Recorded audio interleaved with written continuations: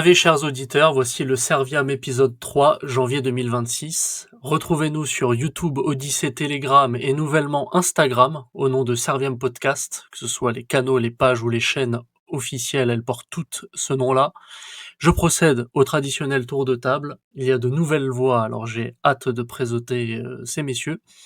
Mais tout d'abord, le fidèle Bobby.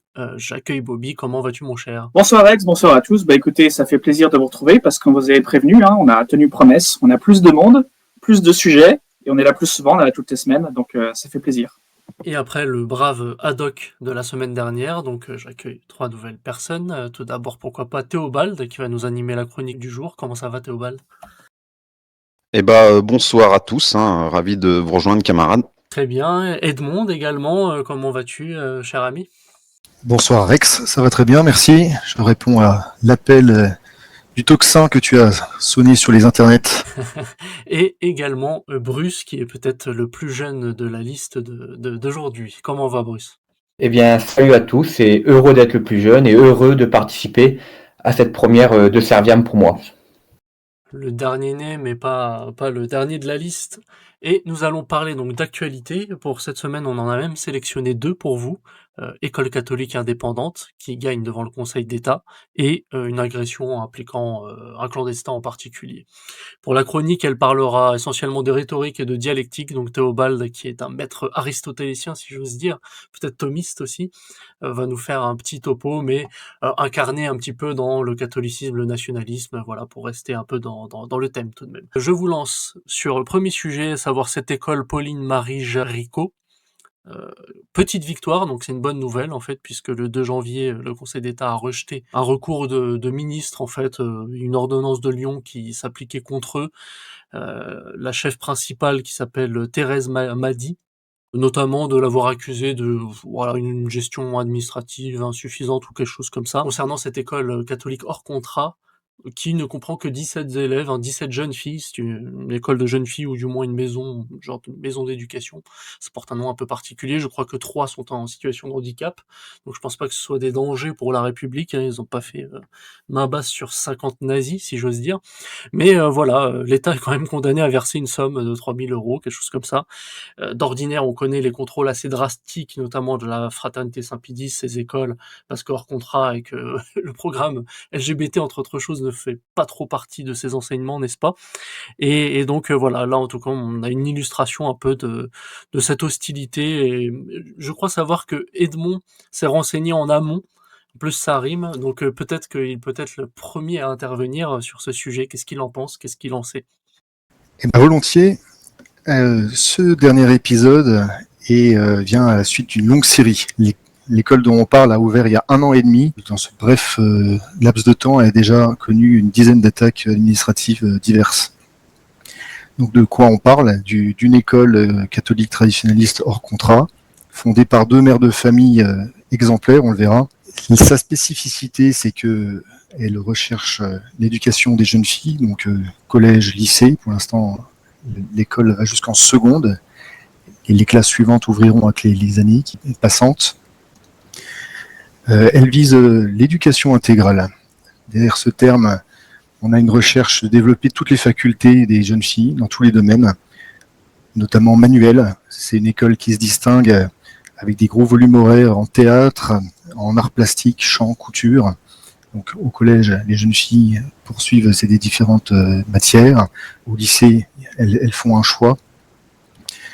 C'est des petites unités, donc le tronc commun est vu de manière, complète, mais elles ont un temps assez important pour suivre ces matières, 2 heures à 2h30 par matière chaque semaine. L'objectif est aussi d'apprendre aux jeunes filles à tenir un budget, une maison, à s'insérer dans les différentes sociétés. Donc il y a des cours d'économie domestique, de la 6e à la terminale, des cours aussi de philosophie morale orientée sur la condition féminine. Beaucoup de choses à même d'énerver, certains courants politiques constructeurs. Pour parler en français et ne pas employer le terme de wokisme d'éveil.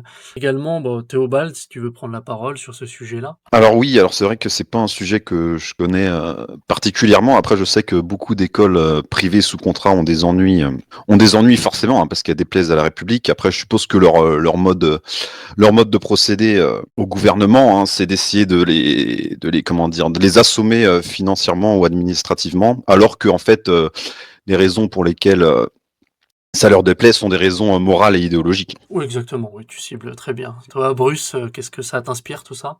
Alors on pourrait être un peu surpris que l'État, l'administration s'en prennent à une école de cette taille, puisque vous avez signifié qu'il n'y avait que 17 élèves. Ils sont déjà prêts à des écoles un peu plus importantes pour divers motifs, parfois d'ailleurs plus ou moins légitimes. Là, il semble qu'il n'y ait aucun motif légitime. C'est peut-être dû à plusieurs raisons. J'ai rapidement regardé sans plus, mais il y avait quand même une mobilisation quand même de toute la chienlit gauchiste sur place contre cet établissement. Ça explique peut-être aussi cela. Et effectivement, la gauche a toujours apporté une attention particulière, je dirais, à l'éducation. D'ailleurs, même sous De Gaulle, ils avaient déjà réussi à avoir le ministère de l'Éducation. C'est pour dire qu'ils ont compris véritablement l'importance de l'éducation. Nous devons comprendre aussi, c'est pour ça que nous devons développer ce genre d'initiative locale avec des écoles hors contrat. Ils ont toujours compris le caractère fondamental de l'éducation et donc ils ne supportent pas peut-être que certains enfants échappent à leur contrôle.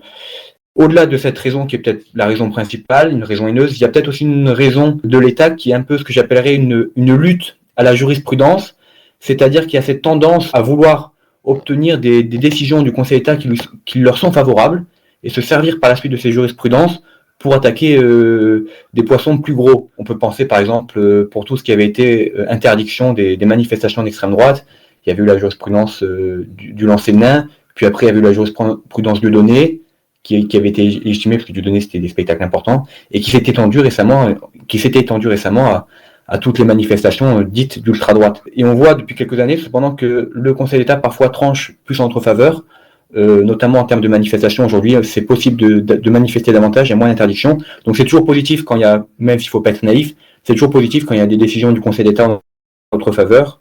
Ça met un frein à l'État souvent quand même. Donc c'est quand même positif, même s'il ne faut pas être naïf. Je les vois bien, là, ces gauchistes. Et souvent des boomers, d'ailleurs, je ne sais pas si vous avez remarqué, qui sont en train de gueuler contre des crèches, contre les sapins de Noël. Voilà, ils gueulent contre des écoles. Les mecs, ils ont la haine, tu vois. Alors, ça fait plaisir que pour une fois, il est dans le baba. Ça arrive pas si souvent, donc pour une fois, on peut se réjouir. Je comprends que l'État, en fait, déjà avant que l'école se mette en place, il y a déjà des ennuis administratifs. Ils font tout pour que les projets ne voient jamais le jour. Puis une fois que le projet a vu le jour, parce que bien sûr, les gens ont le droit d'ouvrir des écoles, quand même, on a quand même le droit de faire ça pour l'instant. Mais après, là, ils arrivent et puis ils balancent des inspecteurs qui vont vérifier si la théorie du genre est bien enseignée, des trucs comme ça.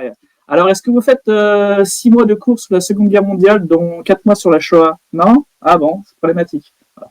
Donc, ça se passe pas généralement dans les écoles catholiques hors contrat. Généralement, ça se passe pas comme ça, puis on leur apprend pas à enfiler des préservatifs avec une main les yeux bandés, quoi. Donc, on apprend le vrai Golgotha, ouais. Donc je peux vous faire un historique un peu des ennuis qui ont été causés. Ah bah oui, très bien. Avant tout, le projet a été présenté à la mairie, Châtillon-sur-Chalarogne, avec une certaine bienveillance du maire, qu'il faut reconnaître. En revanche, il y a eu tout de suite une levée de bouclier de l'opposition de gauche de la mairie.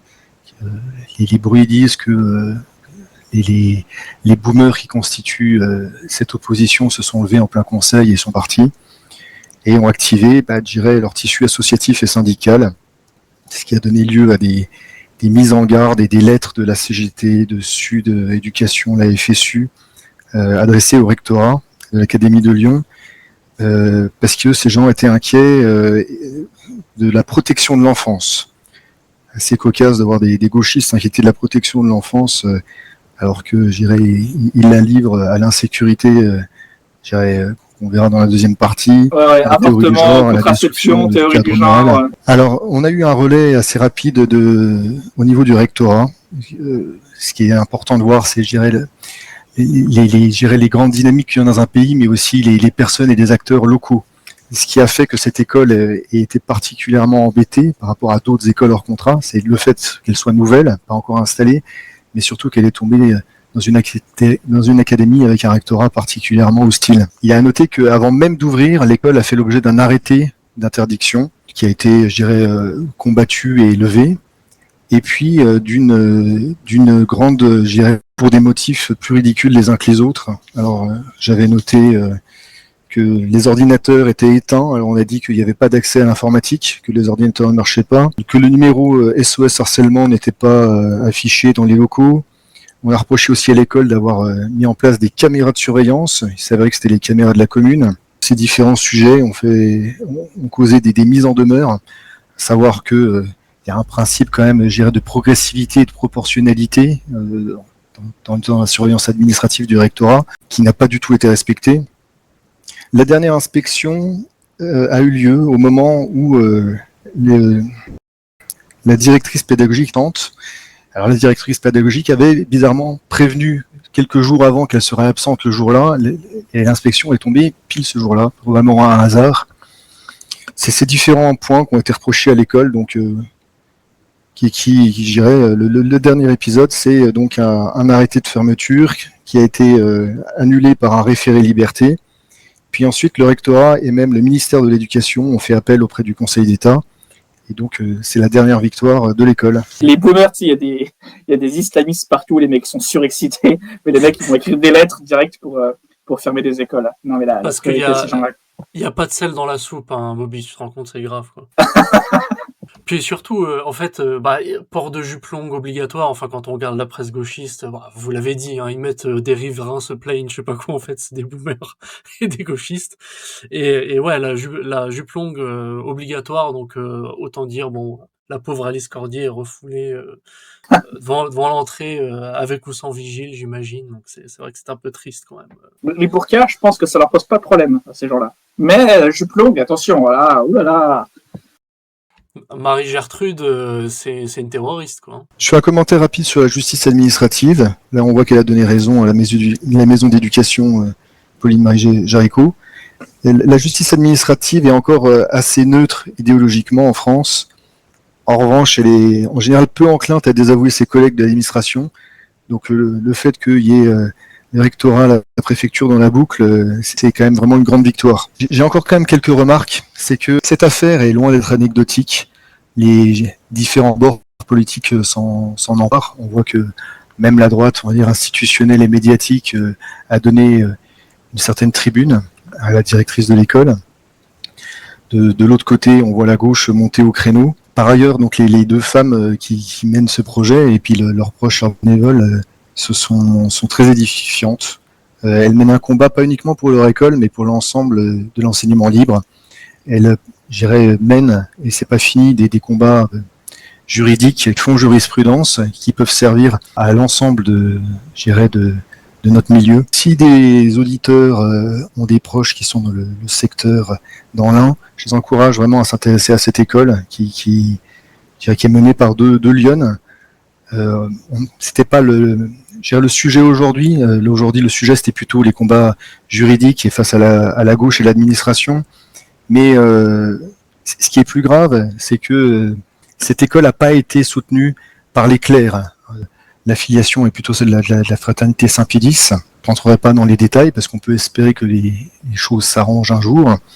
Mais on sent une certaine emprise du cléricalisme dans ce milieu qui avec des clercs qui voient d'un mauvais œil des initiatives de laïcs. C'est dommage parce que c'est vraiment un sujet fondamental. Hein.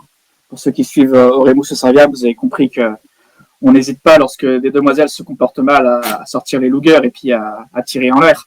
Mais lorsqu'il y a des femmes qui sont exemplaires et qui se comportent très bien et qui vraiment sont des pionnières dans leur domaine, il faut évidemment soutenir ce genre d'initiative parce que le combat de la condition de la femme catholique, c'est primordial. Il faut soutenir ce genre d'initiative et puis bien sûr l'éducation, c'est hyper important parce que disons que si vous mettez vos enfants dans le public, c'est prendre des risques, hein. C'est toujours prendre des risques. Et je sais de quoi je parle, je viens du public et je peux vous dire que bien sûr l'histoire des préservatifs là qu'on enfile comme ça devant toute la classe, c'est pas une anecdote comme ça lancée en l'air. Hein. J'ai été obligé de le faire, bien sûr. Et à une époque d'ailleurs, je sais pas quel âge j'avais, mais je comprenais même pas encore la sexualité quand on m'a obligé de faire ça. Quoi. Donc on est sur des gens qui sont sur un délire quand même assez dingue, qui maintenant en plus est amplifié parce que moi j'ai pas connu quand même la théorie du genre et ces choses-là parce que j'atteins lentement mais sûrement l'âge canonique de 40 ans. Mais maintenant ça y va très fort. Quoi. Ils sont obligés d'appeler les gosses par leur prénom. Je sais pas si vous avez vu en Irlande, il y a un prof là qui est reparti en tôle parce qu'en fait, je crois qu'il a fait plus de 500 jours de tôle parce qu'il a refusé d'utiliser le prénom Yel d'un de ses élèves. Donc 500 jours de tôle pour un prénom, c'est pas mal. Et puis même le niveau, la condition mentale des boomers qui maintenant, ils vont faire mutiler des gosses. Donc ils disent transition de genre, mais en fait c'est des mutilations. Et après ils vont nous parler du bien-être des enfants. Donc c'est quand même assez hypocrite. Oui. Pour ce nazi. Ouais, c'est ça l'histoire du professeur anglais là dont tu parles, les 500 jours de prison. Je crois qu'il y a même pas de loi. Ouais, c'est ça. Il y a même pas de loi et je crois qu'il lui rajoute à chaque fois de la prison sans que ce soit une peine en fait définitive et c'est pas la première fois qu'il s'est fait attraper. Et en fait, il réitère à chaque fois. Hein, donc c'est aussi pour saluer le courage de ces gens qui font face, comme les deux dames de l'école, hein, à l'appareil judiciaire français ou même européen aujourd'hui qui se ressemble beaucoup, hein, dont l'objectif est vraiment de décourager les personnes, quoi, en faisant durer les procédures, en rajoutant toujours des nouvelles accusations, même si elles sont inopportunes. Très bien, messieurs. Alors, on va passer à la suite. De toute façon, vous avez bien arrondi les angles. En effet, sur le cléricalisme, quand vous voyez un jeune MJCF, c'est mignon, mais demander tout le temps à Monseigneur comment tenir son stylo, c'est quand même... Voilà, donc moi je trouve que c'est bien qu'il y ait une certaine autonomie des laïcs, évidemment pas une autonomie pour spécialement écraser le prêtre, mais voilà, ça l'honore aussi que des laïcs entreprennent tout de même, en restant catholiques bien évidemment. Cette école, Pauline-Marie Jaricot, avait fait aussi un podcast, je me souviens, Femme à part, donc la presse se fait plaisir à signaler ce fait en sachant que probablement ce podcast a été désactivé pour à cause de leurs ennuis. Ce sujet fait écho un petit peu au suivant, puisque là, une jeune femme handicapée a eu quelques ennuis, n'est-ce pas? Un viol au Havre, alors on dirait accusé de viol aujourd'hui, genre le jugement est en cours, disons. Mais ça va avec le thème, donc migrant, on dirait aujourd'hui, donc clandestin, hein. Et la sécurité, donc nous à Serviam, comme on est pour les familles, on est des pères de famille souvent, ou à vocation de le devenir, et que un père de famille, il aime bien une société stable, comme ça, ses filles, ses sœurs, et les membres de sa famille peuvent se promener tranquilles. Autrement, il ne peut pas être présent partout, et donc moi je suis pas du tout un bourgeois à parler de sécurité H24, mais c'est évident qu'il en faut un minimum dans une société. On n'est pas, sinon on est des animaux, quoi. Je pense Bruce n'a pas pris la parole depuis un certain temps. Peut-être que c'est pas ta spécialité de traiter des sujets F de souche, mais voilà, qu'est-ce que ça t'inspire aussi, cet événement de décadence qui fait contraste quand même au premier? C'est vrai que je connais quelqu'un qui lit F de souche en se levant. Je trouve ça un peu déprimant personnellement. Je pense que c'est pas bien de toujours se complaire dans ça, évidemment. Mais effectivement, c'est bon d'en parler quand même régulièrement. C'est une affaire choquante, mais en réalité, lorsqu'on se rend dans n'importe quel tribunal judiciaire de n'importe quelle petite ville, il y a énormément d'affaires qui ne font pas la une des médias et dans lesquelles à chaque fois se retrouvent les mêmes catégories de personnes. Très simple à constater, il suffit de se rendre dans n'importe quel tribunal judiciaire.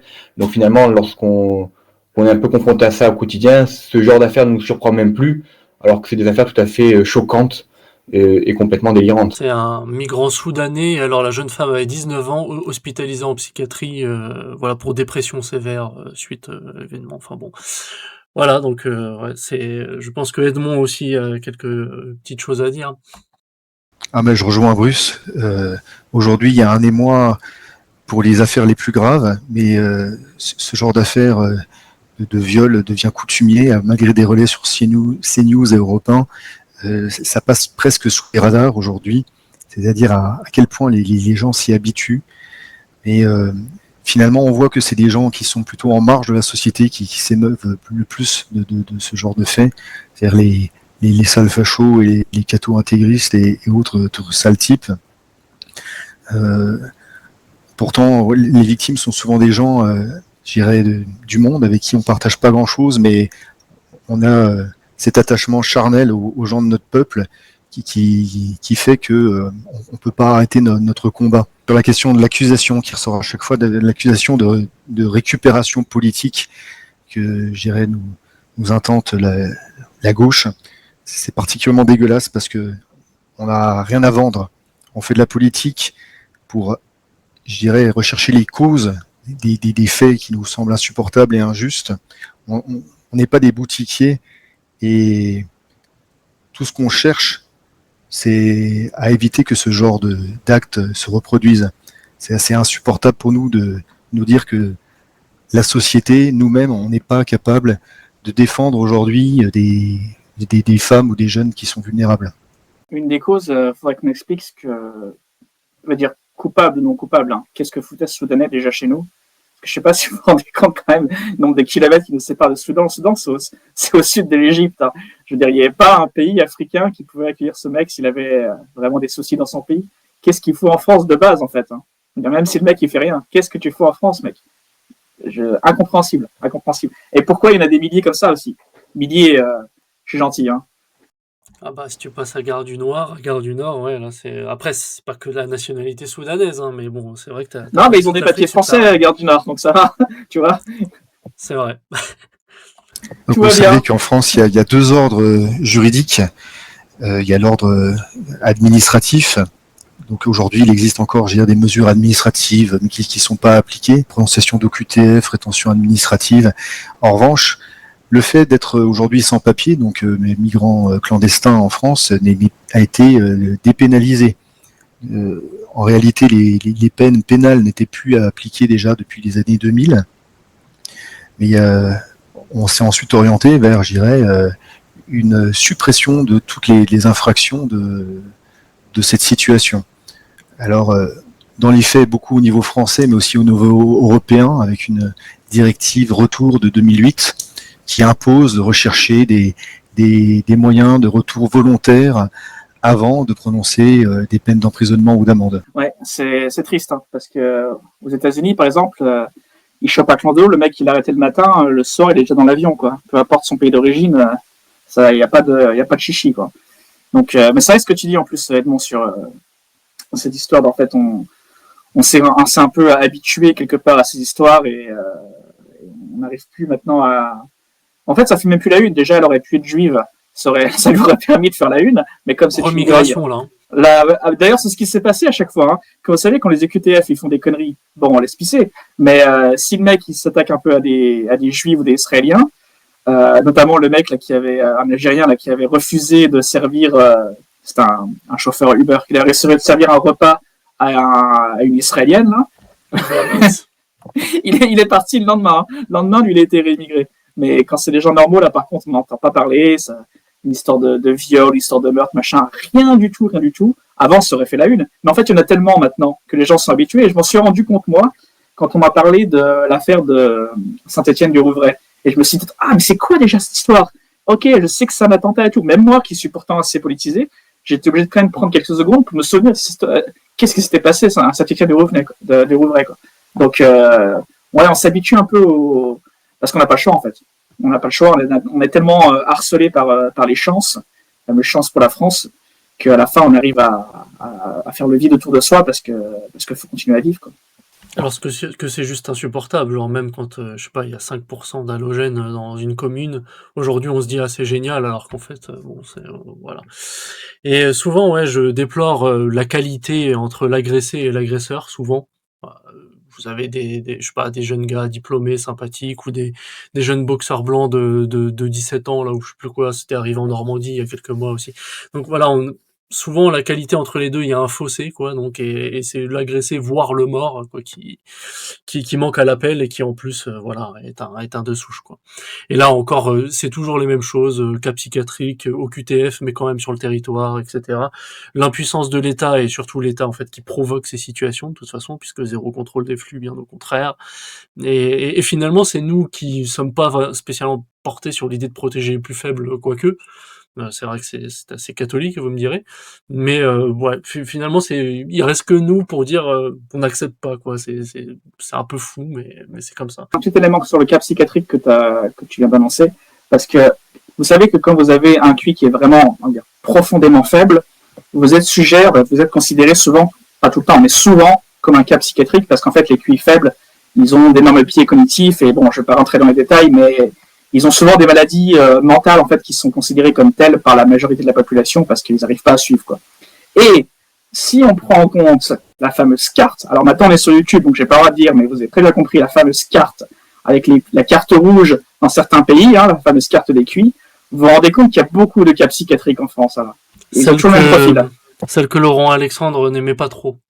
Voilà. Et puis ça, c'est vrai que ça permet à ces pays concernés d'envoyer toutes leurs pires espèces chez nous, et puis ils savent très bien qu'ils vont jamais les reprendre. Hein. Il suffit juste de leur dire ah bah non, on veut pas les récupérer, alors que même le gars a un seul passeport. Et bah non, il va rester chez nous. Parce qu'on met des serpillères, quoi. Si c'est la France qui demande, ça reste avec mort. Si c'est les le USA cas algérien, qui demandent, c'est vraiment une humiliation à chaque fois. Hein. Et je pense que l'État algérien rigole bien fort derrière. Hein. Bah, c'est un peu le cas aussi Erdogan, genre il a un côté nationaliste turc à sa façon, toute proportion gardée peut-être, et puis c'est pas la même civilisation islamique, etc. Il fait suite à Atatürk, sauf que la laïcité, il a un peu bazardé toutes ces choses. Mais dans sa manière de se moquer de l'UE, bah je dis pas qu'on lui donne totalement raison, mais voilà, en face, il y a que des gonzesses, il y a des gens qui contrôlent zéro frontière, etc. Donc oui, il dit l'Europe, à l'heure actuelle, c'est un bus, tu montes dedans, tu descends où tu veux, enfin, tu rentres comme dans du beurre, quoi.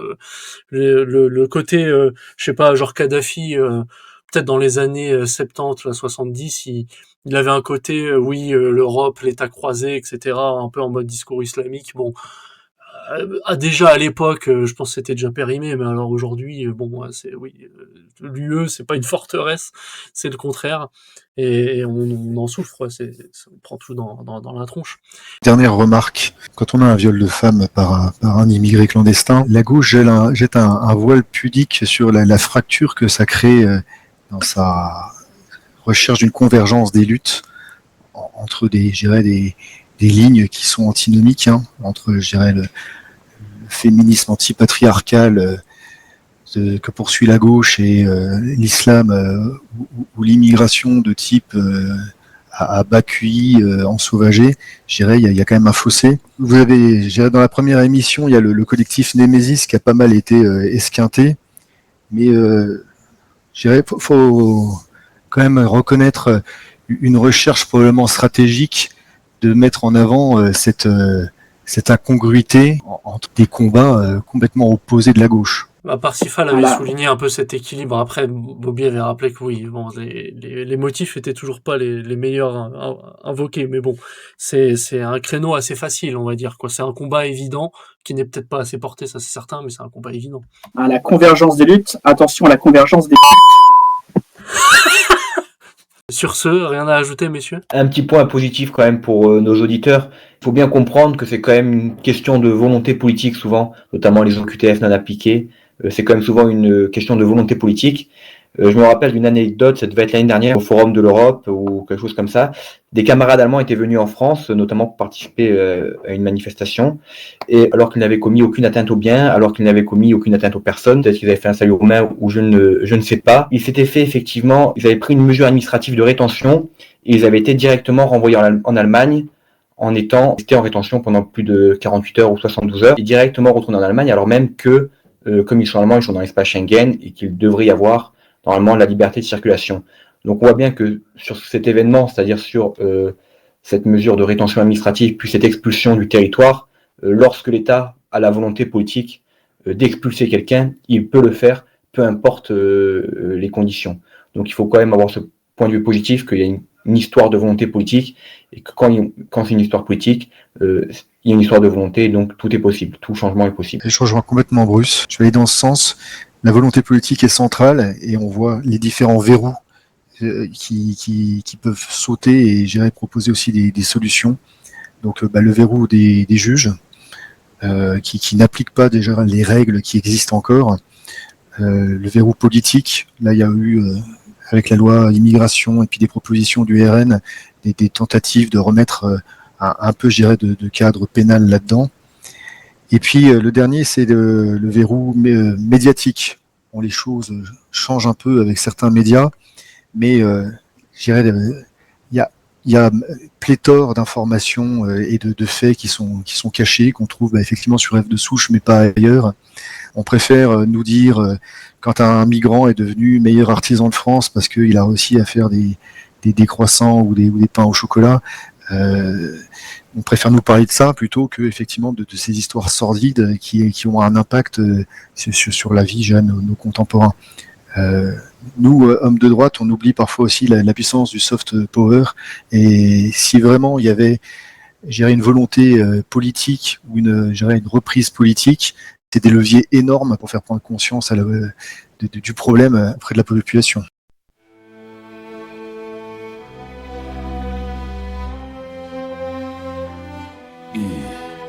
A giant of our times has left us. His song will remain forever with us. We will remember him through the ages, for the powerful words he said to us all.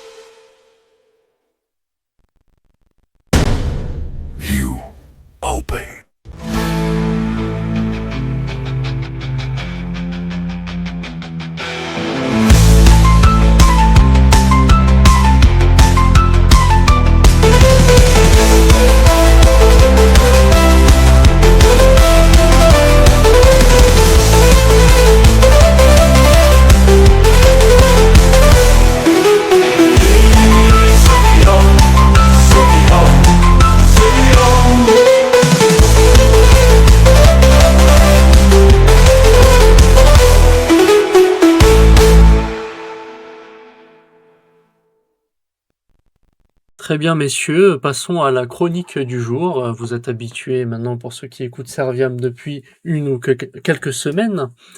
Donc nous faisons un ou deux sujets d'actualité et puis une chronique un peu plus large de discussion entre nous. Cette chronique, je vais d'ailleurs laisser Théobald introduire, mais nous allons un peu parler de thèmes aristotéliciens, de catégories, d'essence, de mots-choses, la dialectique à notre service. Alors ça peut peut-être paraître un peu compliqué comme ça, mais je pense qu'on va l'animer façon incarnée dans l'actualité et même peut-être simplifier.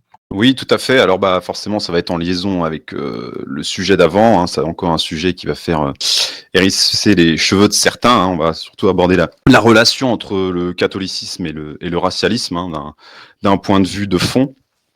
Et surtout dans la conception philosophique, théologique et puis ensuite morale. Je pense que le premier problème à régler sur ce sujet, c'est tout ça, c'est un héritage en fait de l'esprit égalitariste, hein, qui est vraiment né à la Révolution. Avant, c'était des questions qui se posaient pas. On peut voir, voilà, le racialisme, c'est toujours un sujet tabou, même dans nos milieux, mais c'est un peu, on a un peu la même situation avec le féminisme en fait. Donc les deux choses sont vraiment liées. Hein. C'est issu déjà d'une philosophie égalitariste, et puis aussi d'un matraquage psychologique qui a plus été mis en œuvre depuis la fin de la Seconde Guerre mondiale.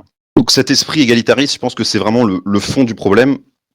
C'est pour ça qu'on va d'abord partir sur deux rapides postulats philosophiques, hein, hérités du thomisme. Alors premièrement, que la création, donc tout ce qui a été créé par Dieu, a toujours été régi par l'ordre. C'est une notion qu'on retrouve extrêmement souvent en fait, hein, dans le thomisme, que toute la création est régie par un certain ordre qui est gouverné par la providence. Donc l'ordre, pour donner la définition de l'ordre, c'est un ensemble de relations qui sont hiérarchisées et reliées à un principe. En l'occurrence, la création, le principe va être Dieu, évidemment. Et toutes ces relations, en fait, sont hiérarchisées, elles sont inégales. Et c'est un principe qu'on retrouve très très souvent dans toute la philosophie thomiste, hein, si vous parcourez, ou même aristotélicienne, sans qu'on attaque la foi, même chez Aristote. Et toute créature est en relation à une autre, toujours. Et si je te dis le catholicisme est universel, or le racialisme n'est pas universel, donc le catholicisme n'est pas racialiste? Oui, tout à fait. Alors ça, c'est quelque chose que je voulais développer un petit peu plus tard, mais on confond. Alors ça, c'est une objection qu'on a très souvent, surtout venant des néo-païens d'ailleurs.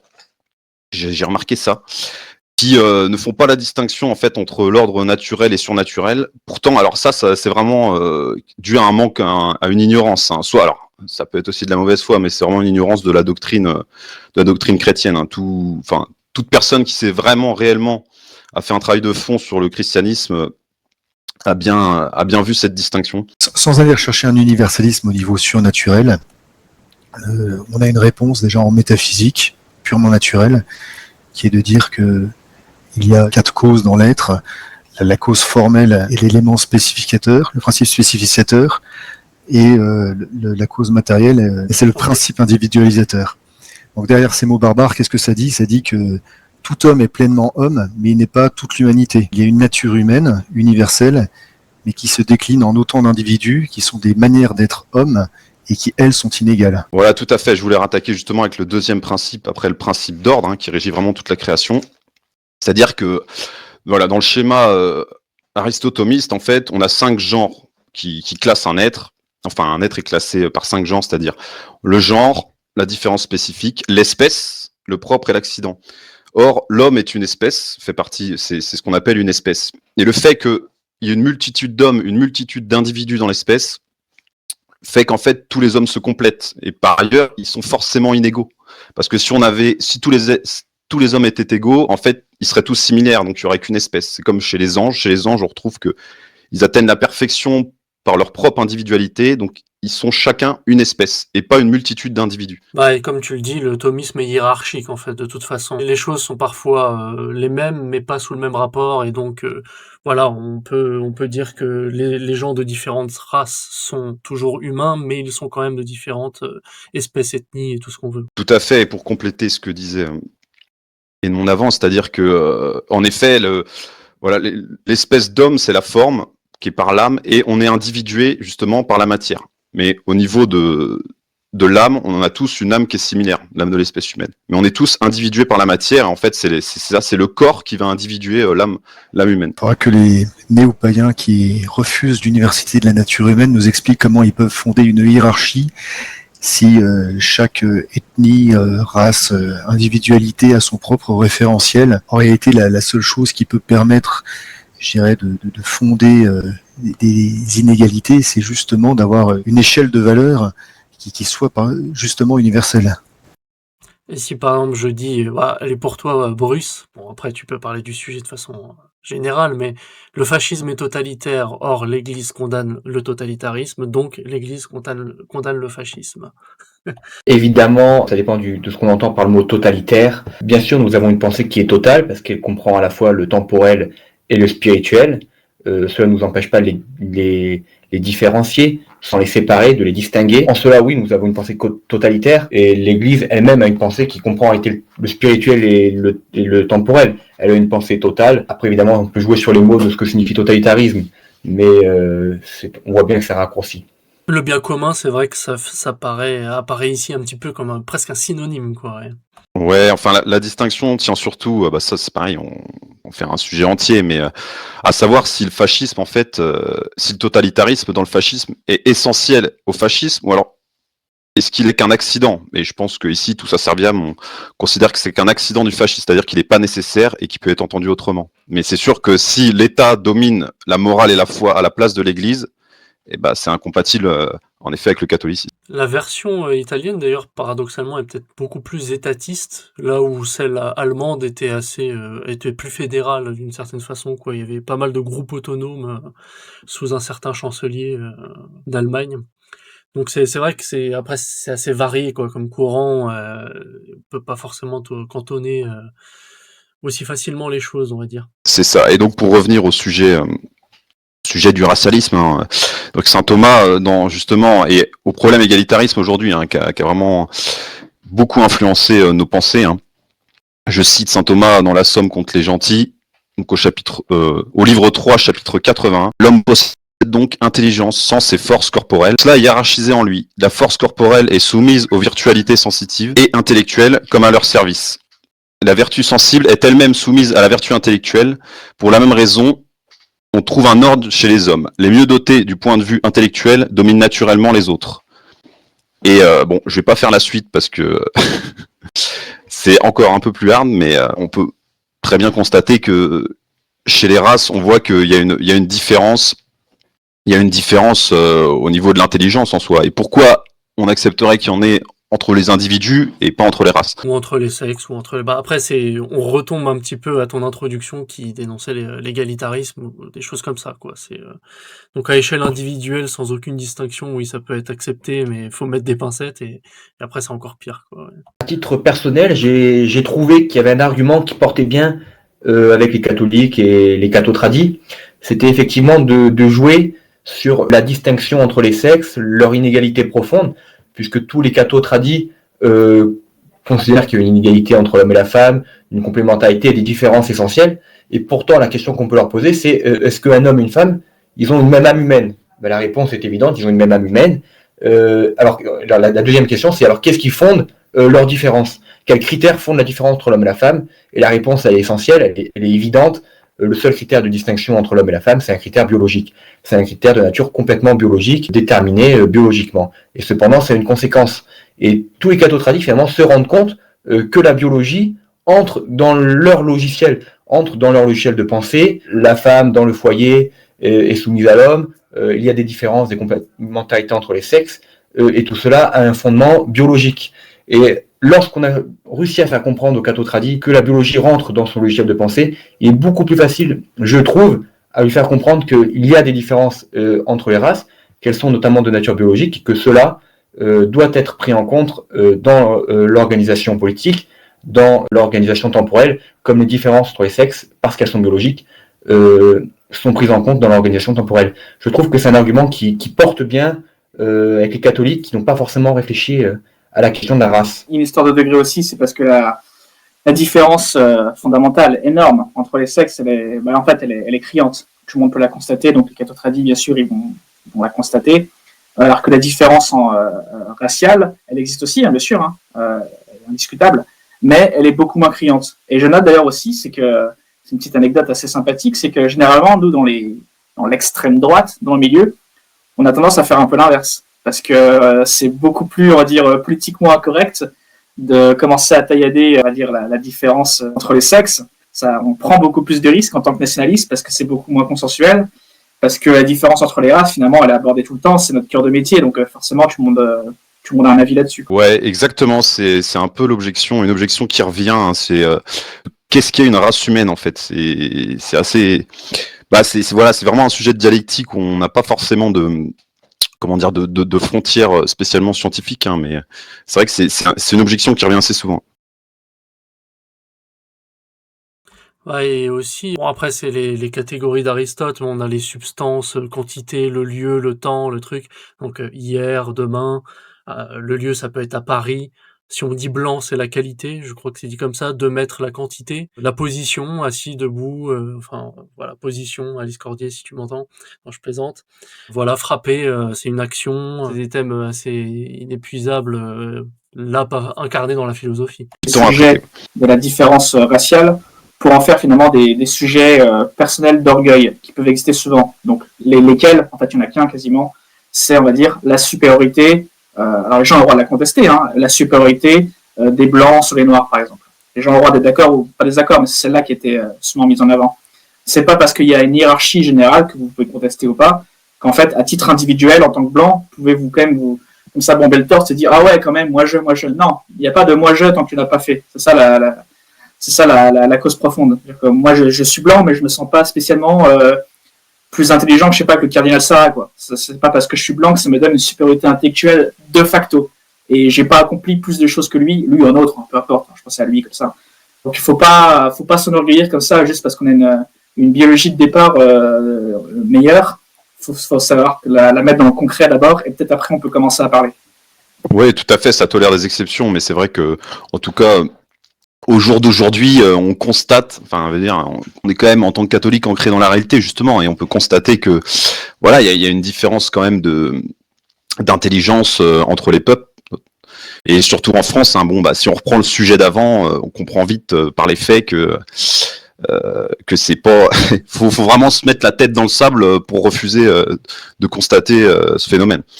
Je suis bien content d'être né blanc, ça, il n'y a pas de souci. La vie est plus simple. Hein. C'est-à-dire que si vous quand même vous prenez la réalité biologique de la courbe d'IQI, donc du QI par la proportion des QI, vous savez, la fameuse courbe de Gauss, et donc vous arrivez, généralement, c'est une moyenne environ 155, 110 selon les statistiques pour les Européens de l'Ouest. Donc vous dites, ah ok, donc finalement les probas que je sois débile sont assez faibles, juste parce que j'ai ma condition d'Européen de l'Ouest. Alors que chez d'autres populations, attention, faut s'accrocher. Hein. Ouais, c'est ça. Et puis ils nous sortent souvent, il y a souvent des excuses qui sont données. C'est à cause du climat, des coutumes ou de la religion. Mais en fait, ça n'enlève en rien le fait actuel. C'est pas parce que c'est dû au climat, à la religion ou à d'autres à d'autres caractéristiques que ça enlève la situation, quoi. Donc ça sert à rien de devenir un idéologue et de se projeter dans l'avenir en disant mais si on l'éduquait comme ci, comme ça. Enfin, on vit dans le présent, ça sert à rien. Ça a déjà été fait, ça, parce qu'en fait nous en France on a beaucoup de barrières morales et puis même de barrières, on va dire juridiques, c'est-à-dire c'est interdit même de faire des statistiques ethniques. Aux États-Unis, ils ont justement essayé de faire ça, d'essayer de supprimer, on va dire, tous les facteurs et de laisser finalement que celui de la race pour voir finalement que donnent les résultats. Les résultats donnent la même chose. Hein. C'est-à-dire que même conditions sociales, même religion, même, on va dire, environnement socioculturel, tout ce que vous voulez, vous changez que le facteur de la race, vous avez des résultats extrêmement, extrêmement différents. Je ne vais pas vous donner la conclusion, parce qu'on est sur YouTube, encore une fois, mais de toute façon, vous la connaissez, c'est la même conclusion que tous les gens ont toujours apporté tout le temps à travers l'histoire. C'est celle que vous voyez, en fait, ouais, c'est ça. Et puis, devant vos yeux tous les jours, quand vous regardez, en fait, tous les objets qui sont autour de vous, et que vous vous posez la question, mais qui a créé ça? Voilà, vous avez la réponse. Des hommes occidentaux, adultes, mâles et tout ce qu'on veut, 95% avant Thomas Edison, Tesla, enfin voilà, même les inventions, même les Slaves. Ouais, et puis c'est vrai que il y a un fait qu'on peut relever assez souvent aussi, hein, c'est dans les milieux où on est livré à la force pure ou plutôt à la survie, justement comme dans les prisons. Et c'est pas spécifique aux prisons américaines, hein, mais les gens vont vraiment se rassembler par couleur de peau. Même un agent pénitentiaire, par exemple, en France, et le schéma est le même en France. Hein. C'est-à-dire quand on est rendu dans la survie, c'est un automatisme, hein, quasiment un instinct. Donc, en dehors de toute construction, de toute idéologie, en fait. Moi, j'ai vu ça à l'armée, par exemple. C'est-à-dire qu'à l'armée, on est tout encadré, on n'a pas le choix, donc les gens sont un peu mélangés. Et puis, vous savez que nos fameux Antillais, vu qu'ils n'ont pas de boulot dans les Antilles, généralement, c'est des gens qui vont s'intéresser fortement à l'armée pour grimper l'ascenseur social. Ah, puis il y a une prime de 10 000 euros aussi. Hein. Ah oui, il y a pas d'avantages aussi. Hein. Il faut prendre soin de nos chers compatriotes des îles. Mais dès qu'il n'y a plus de cadre et dès que les soldats un peu sont laissés comme ils l'entendent, il y a une séparation raciale qui se fait, mais dans la seconde. Hein, dans la seconde. Faut pas oublier que l'homme est un être complexe, donc l'essentiel des erreurs, c'est de prendre, je dirais, une seule composante et de l'essentialiser, de dire tout est environnement ou tout est race. En réalité, c'est faux. On a, je dirais, une convergence de choses qui nous déterminent. Faut pas oublier qu'on a aussi notre libre arbitre et la plupart des erreurs sont là. Ouais, c'est ça. En tout cas, on a pu voir que dans tous les cas, en fait, même si on reste dans la dialectique, hein, c'est pas forcément des conclusions scientifiques. Hein. Le fait que qui ait la possibilité d'avoir une race qui est supérieure, imaginons, à une autre, ne va absolument pas contre la morale catholique. Enfin, ça pourrait même être dans la logique de la création. Alors, voilà, on peut discuter autour du concept de race, c'est clair et net. Mais en tout cas, ça peut pas être condamné par le catholicisme. La seule chose qui est condamnée, c'est la haine et le mépris envers certains individus, envers certaines races, parce que en fait, elles sont issues de la création, tout simplement. Même les Roms. Après, franchement, dans le corpus thomiste, il y a une telle logique hiérarchique, et ça s'exprime en tout. Alors, on pourrait dire, je sais pas, même en termes de classe sociale, quoi. Je veux dire, aujourd'hui, on l'admet, quoi. Je sais pas, entre bourgeoisie ou prolétaire. Mais, ouais, même là, l'esclavage, voilà, il y a des débats, d'ailleurs assez sempiternels, de l'Église est contre ou est pour. On va dire, elle est très mesurée et prudente. Voilà, on n'a pas le droit de nier l'âme de tel individu. Tout individu mérite salaire. Voilà, il y a quand même des subtilités, on va dire, mais quand même, le principe de hiérarchie est tout à fait admis dans la société catholique et la doctrine catholique. Oui. L'égalitarisme, c'est vraiment un traumatisme psychologique. Hein. C'est impressionnant. Hein, Très français. Ah bah ouais, très français. Après, bon bah malheureusement, on a fait découler nos fameux droits de l'homme sur un peu tous les pays environnants. Hein, mais c'est vrai que ça relève vraiment de français. Puis on frôle directement l'hystérie, hein, même dans nos milieux. Ces hystériques, en fait, ce sont des gens qui, par exemple, ils iront jusqu'à dire, vous prenez des animaux, vous avez des schémas génétiques différents, vous leur donnez des nourritures différentes, vous les mettez dans des pays différents, avec un climat différent et des comportements sociaux différents, à la fin, ils seront égaux. Bah non. Et puis pour les hommes, c'est pareil. Sur cette question de la hiérarchie de saint Thomas d'Aquin, il y a quelque chose d'intéressant, c'est une phrase intéressante. Il explique que tout dans la création est ordonné et qu'il y a différents degrés de perfection. Et ces différents degrés de perfection, on les retrouve par exemple lorsque saint Thomas explique les ordres angéliques. Les ordres angéliques, c'est différents ordres d'anges, il y a différents degrés d'anges, 9, les archanges, les séraphins, tout ça, différents types d'anges. Ils ne sont pas tous égaux. Il y a des anges qui sont plus parfaits que d'autres, qui ont une nature qui est meilleure que d'autres, même si chaque catégorie d'anges a sa spécialité. Chaque catégorie d'anges, d'une certaine manière, a sa supériorité en un domaine. Les 9 ordres d'anges sont inégaux. Dans la création, Dieu crée différents degrés de perfection. Et encore une fois, je trouve que c'est un argument qui marche bien lorsqu'on parle à des catholiques, puisqu'on s'arrête surtout à des catholiques ici, c'est d'expliquer que si, même au ciel, il y a des différences de perfection dans les ordres des anges, sans que pour autant il y ait une race d'anges, j'ai envie de dire, pour caricaturer un peu, qui soit à mépriser, il est normal que sur Terre, il y ait différents degrés de perfection entre les groupes communautaires, entre les groupes ethniques, entre les groupes raciaux, il y a différents degrés de perfection. Évidemment, chaque groupe, chaque race, puisque fondamentalement une race, philosophiquement parlant, c'est une certaine expression, une certaine manière d'être de la nature humaine, et bien il est normal que dans cette expression particulière et singularisée de la nature humaine, il y a différents degrés de perfection, et donc potentiellement, la race blanche, on le constate, parce qu'elle a réalisé toutes ses réalisations, explicite mieux ce qu'est la nature humaine,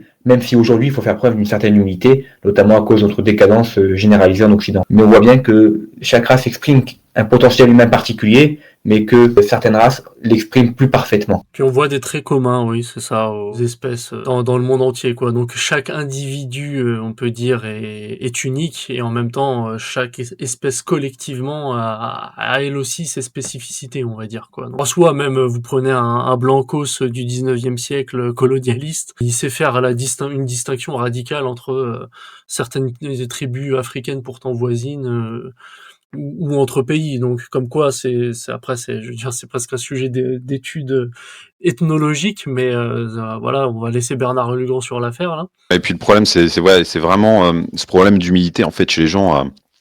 À pouvoir accepter que quelqu'un peut avoir des capacités supérieures à un autre. Je veux dire, si on devait se rebeller à chaque fois qu'on pensait que quelqu'un est destiné au sacerdoce, c'est une grâce qui est une grâce en plus totalement gratuite, pour faire l'analogie, mais et qui donne une récompense éternelle, on est éternel. Mais bon, on est choisi comme ça, et puis on accepte de rester, nous pour notre part, d'humble laïcs. Oui, c'est ça. Puis on est complémentaires. Il n'y a pas de raison d'être envieux ou quoi. Tant que on est bien à sa place, normalement, il n'y a pas de. Mais c'est vrai que la première distinction dans l'Église hiérarchique hiérarchique, elle est pas mal aussi spirituelle sur le fait de, on a l'état de clerc ou pas, et si on l'a, est-ce qu'on a le sacerdoce plein et entier, donc ça c'est évêque par exemple, ou évêque de Rome, pourquoi pas. C'est ça, c'est une distinction en fait, quoi. Et il y a une unité quand même dans la distinction, quoi. Comme on disait, les autres races partagent l'humanité, mais en même temps, elle a ses différences, quoi. Si on demanderait aux royalistes de leur redonner, de repartir au tiers état, est-ce que les fiers sujets de Louis XX iraient en chantant? Ça m'étonnerait. Bah, s'ils sont de l'aristocratie à la limite, et s'ils sont des 3%, là, ils vont peut-être dire oui, mais tiers état, là, ouais, non. Pour cette histoire de prêtres et de laïcs, vous prenez uniquement des prêtres, bon bah c'est compliqué pour la reproduction de l'espèce. Hein. Si vous prenez une société uniquement avec des laïcs, bon pour le salut c'est compliqué aussi. Donc ce qui fait la beauté finalement de la société, c'est qu'il y a la complémentarité des deux. Et je note que les gauchistes sont des ennemis aussi de la création de l'ordre dans ce sens-là, parce qu'en fait les gauchistes, ils veulent un mondialisme, ils veulent uniformiser tout ça. Ils ne veulent pas les différences. Finalement, au final, les vraies personnes qui veulent conserver les différences sont des gens comme nous. Parce que moi, par exemple, j'ai pas envie demain qu'il y ait plus... alors, j'ai bien sûr pas envie qu'il y ait plus d'Européens. Ça, j'ai envie qu'on continue à survivre, évidemment. Mais j'ai pas non plus envie que les Japonais disparaissent, que les Vietnamiens disparaissent, ou que sais-je, quoi. Alors que les gauchistes, leur programme politique, finalement, la finalité, c'est ça. C'est le mélange et à la fin, il n'y a plus rien. L'abbé Rioux disait que l'ennemi du racialiste n'était pas le membre d'une autre race, mais l'antiraciste. Oh oui, tout à fait. De toute façon, eux, enfin, comment dire, que ce soit les Africains, etc., sont pas reconnus non plus pour leur antiracisme fervent envers les Blancs. Puisque Edmond en a parlé, il faut absolument que vous alliez consulter la vidéo de l'abbé Rioux qui s'intitule « L'antiracisme est un péché », une vidéo qui est excellente, qui est disponible sur sa chaîne Odyssée et sur son blog La Sapinière. Voilà pour la pub. Et alors on a parlé de hiérarchie, mais il y a un autre aspect, c'est celui de la diversité. Il est bon dans le plan de Dieu qu'il y ait des potentialités de la nature humaine qui existent en acte, et puis des peuples qui expriment différents génies. Pour répondre un petit peu au courant conversanien qui a l'air de tout voir à l'aune des scores de QI, il ne s'agit pas simplement de scores de QI et d'une importance d'intelligence, mais de la diversité aussi des intelligences. C'est pas parce que vous trouvez des Africains qui dans la courbe de Gauss se retrouvent au QI moyen d'un Européen, ou que vous allez chercher un Chinois ou un Mongol qui peut même avoir un QI supérieur à la moyenne des Blancs, que il a une meilleure raison à venir prendre place dans un pays blanc, où bah voilà, comme chaque humain il pourra embrasser la culture, parce qu'une culture pareil c'est jamais que la traduction des universaux, mais pour autant il a des dispositions premières à embrasser une culture de son peuple, qui est quelle que soit la valeur d'ailleurs de cette culture et de ce peuple. On est tous faits pour faire nôtre la culture de nos ancêtres, des gens dont on descend. Le principal en fait c'est de montrer que c'est pas immoral en fait, le fait d'hiérarchiser surtout les races, quoi. C'est ça le plus important, parce qu'après on peut plus nous attaquer en fait, tout simplement. À partir du moment où on montre que c'est plus immoral, c'est que ça veut dire que c'est un point de vue qui est tenable, pas forcément vrai, mais tenable. C'est Oliveira Salazar, dictateur portugais, si vous voulez, qui, comme le Portugal détenait l'Angola, de mémoire, il me semblait que siégeait très peu d'Africains noirs au Portugal, mais en particulier un qui était présent, je crois qu'il était docteur, ou enfin bon, d'une profession libérale peut-être assez poussée.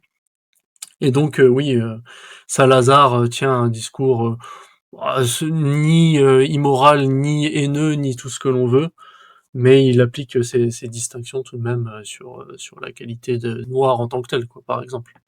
Alors messieurs, peut-être un moins connu que Machiavel sur la puissance, la raison d'État, et peut-être moins obscur, vous avez Balthazar Gracian, qui est plutôt sur l'art de vivre. D'ailleurs ça s'adresse un peu à tout individu, pas forcément un prince, même s'il y a peut-être des principes aristocratiques chez lui, et prudent, assez rude, ouais, peut-être, humainement on pourrait dire, mais qui fonctionne. Pareil avec les ouvrages de saint Thomas d'Aquin ou d'Aristote. On a vraiment les billes historiques, philosophiques pour parler de ces choses-là.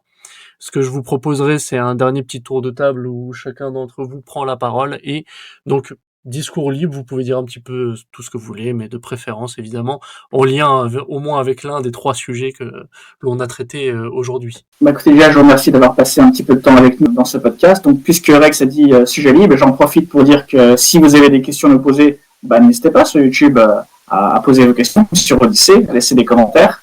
Et puis par exemple si vous voulez qu'on approfondisse l'histoire de race et de religion, des liens entre les deux, bah, n'hésitez pas à nous le faire savoir. Et, je pense que ce soit Théobald, Bruce, Edmond ou Rex, ou même d'autres d'ailleurs, il y a des gens qui sont très très renseignés sur la question et ça nous ferait plaisir d'y répondre. Tout à fait, je crois qu'on a des sources, de toute façon, de certains papes, comme Pie XII. Il me semble même que Monseigneur Lefebvre ait abordé la question, mais j'ai pas réussi à retrouver le texte. Oui, je dois pouvoir avoir ça de côté sur les nationalismes, les régimes d'antan ou même question des races, traité succinctement mais en disant clairement les choses, ouais, c'est vrai, de la part de Monseigneur Lefebvre ou de papes contemporains entre la Révolution française et Vatican II, disons. Ouais, c'est ça. Après, le terme race a pas été utilisé avant, je pense, le 19e ou 20e siècle. Oui, c'est un terme contemporain qui arrive avec la science biologique, en fait. Ça veut pas dire que, genre, le médiéviste qui dit ça existe pas parce qu'en fait, en l'an 1100, ça existait pas. Bon, voilà, quoi. On va peut-être pas abuser, quoi. J'invite tous nos auditeurs à développer tant leur qualité naturelle qu'à développer leur religiosité. La surnature complète la nature, ne la remplace pas, d'où l'intérêt de se former, d'écouter Serviam et de nous poser des questions. On voit à travers ce qui a été dit aujourd'hui que derrière une erreur politique, il y a souvent une erreur, voire toujours une erreur philosophique. Donc formez-vous, formez vos intelligences et vos esprits critiques. Les idées ne valent rien si elles ne sont pas portées par des hommes. Prenez part au combat d'une manière ou d'une autre. Il y a une multitude d'œuvres ou de choses, de combats à mener. Exactement, là, pour les thématiques dialectiques et rhétoriques, c'est pas mal l'organon ou l'organon, on appelle ça comme ça chez Aristote. Tout à fait, ça s'appelle logique, logique aristotélicienne, terme contemporain. Exactement, merci à tous de votre écoute, merci à tous les participants pour leurs propos qualitatifs, et puis à la semaine prochaine pour le Serviam numéro 4. À la semaine prochaine. À la semaine prochaine. Au revoir. Et partagez la vidéo.